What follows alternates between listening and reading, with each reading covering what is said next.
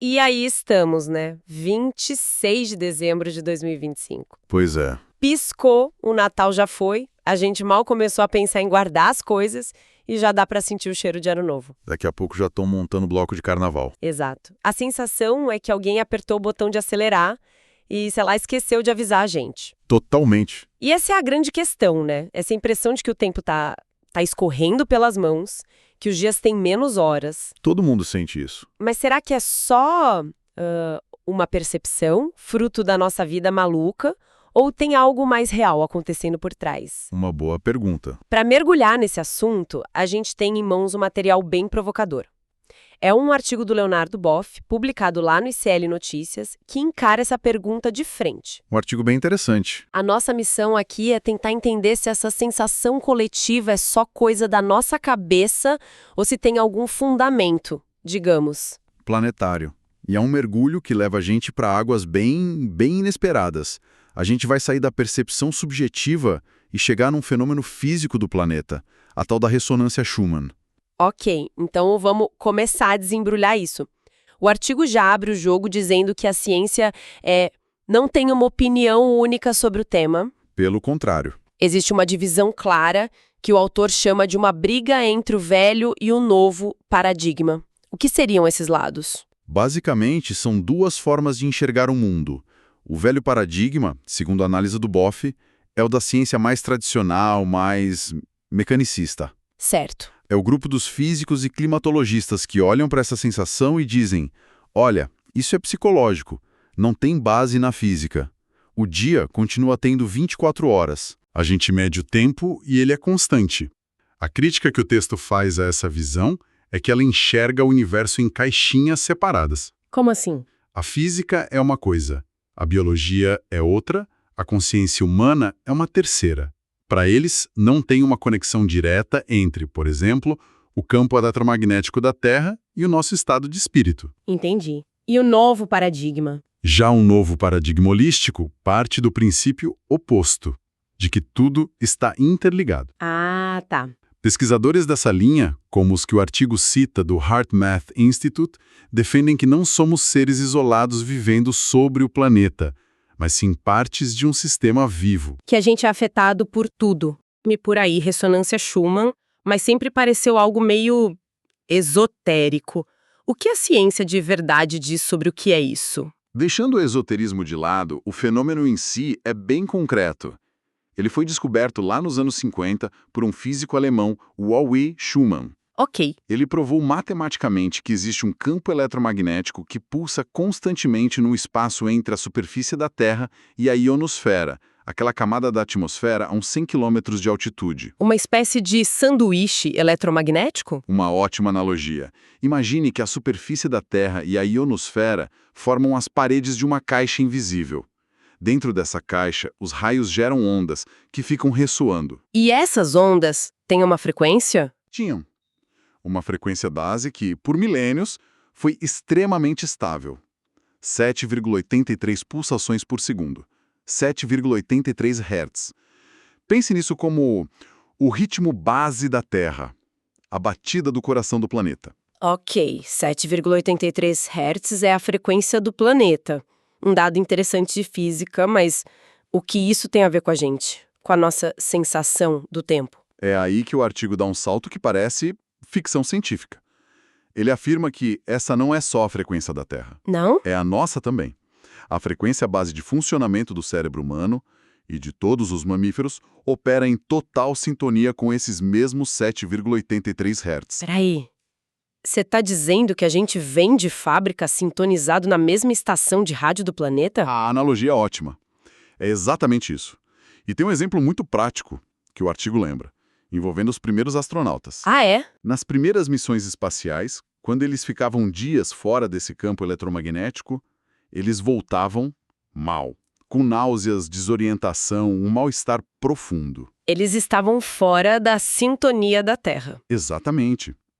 A prova veio quando desenvolveram o que o texto chama de simulador Schumann, um aparelho que gera artificialmente essa frequência de 7,83 Hz nas naves. E funcionou. O resultado foi imediato. A saúde e o bem-estar dos astronautas melhoraram drasticamente. A conclusão é direta. A gente não foi feito para viver de forma saudável fora desse compasso natural. Certo, isso faz total sentido. Se a gente evoluiu nesse ritmo, sair dele seria como um peixe fora d'água. Mas, e se o ritmo mudasse?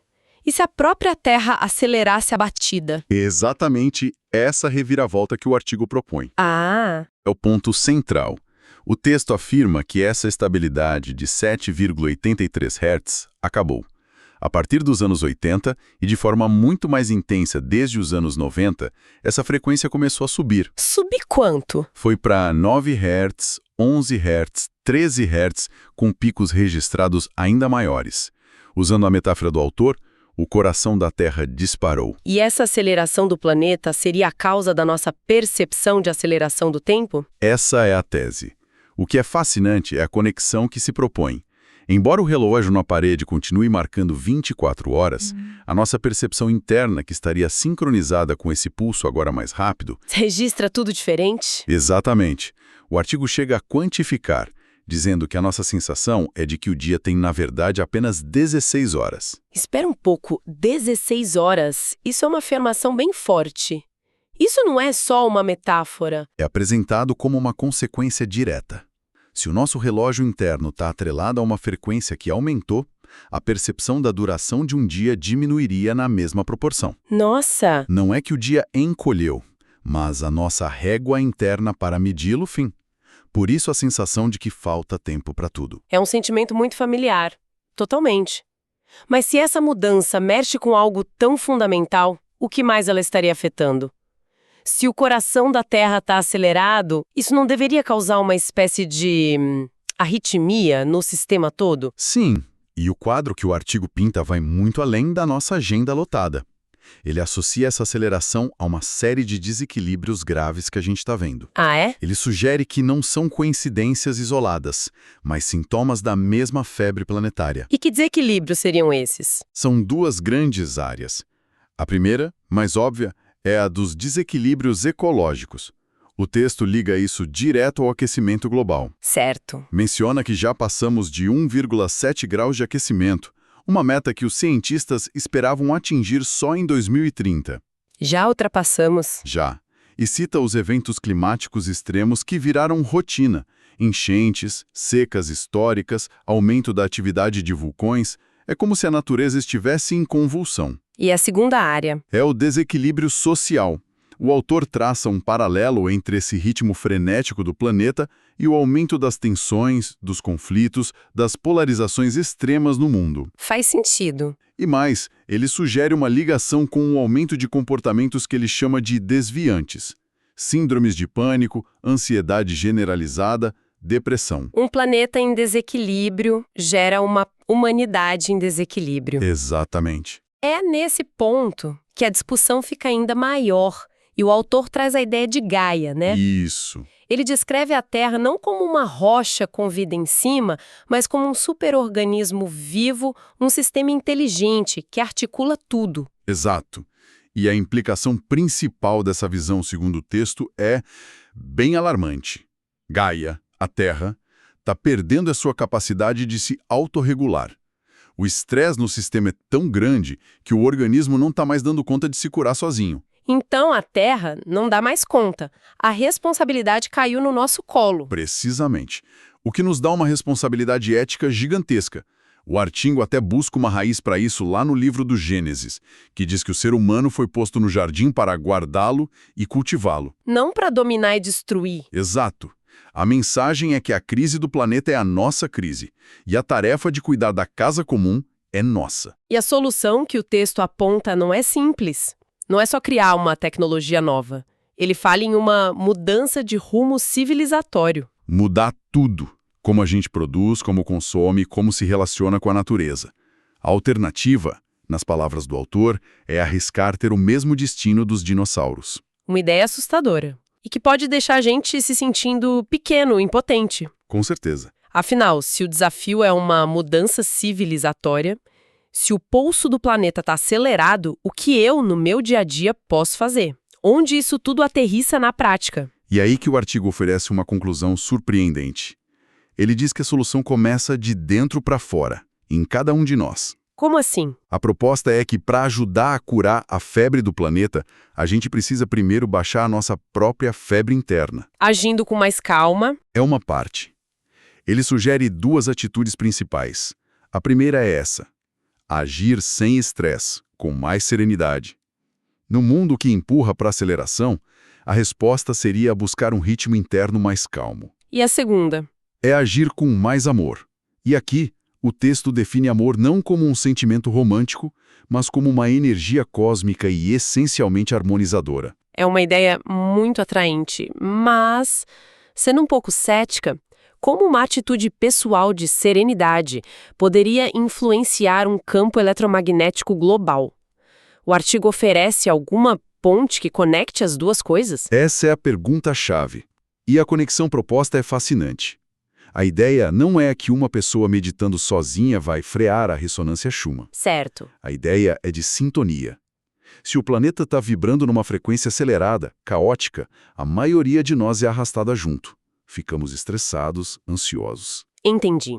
O que o texto propõe é que, através da serenidade e da compaixão, a gente pode se dessintonizar da frequência do caos e se ressintonizar com a frequência natural e harmônica da Terra, aquela original de 7,83 Hz. Então a ideia não é mudar o planeta, mas mudar a nossa própria sintonia para não entrar nessa onda.